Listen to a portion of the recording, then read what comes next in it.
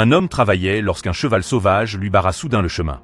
L'animal le fixa intensément, comme pour lui faire comprendre quelque chose, puis fit demi-tour et se dirigea vers la lisière de la forêt. Voyant que l'homme ne le suivait pas, il revint sur ses pas, comme pour l'inciter à continuer. Intrigué par ce comportement inhabituel, l'homme décida de le suivre pour voir ce qui se passait. Le cheval avançait d'un pas hésitant, s'arrêtant de temps à autre pour vérifier si l'homme n'avait pas pris du retard. Bientôt, il le mena à une zone boueuse où un autre cheval sauvage était embourbé, la boue lui montant jusqu'au flanc, se débattant en vain pour se dégager. C'est alors seulement que l'homme comprit l'urgence du message du premier cheval.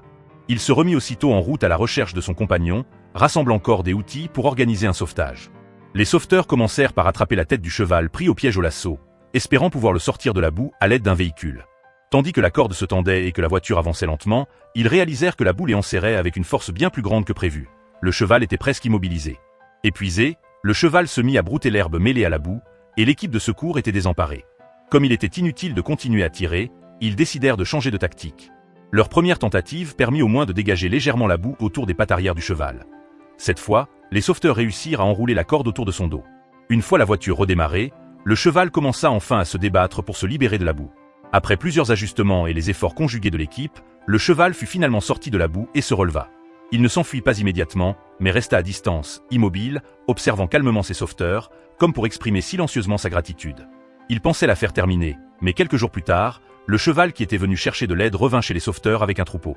Il se tenait tranquillement dans la cour, surprenant et touchant l'homme, qui leur apporta généreusement de l'eau et de la nourriture.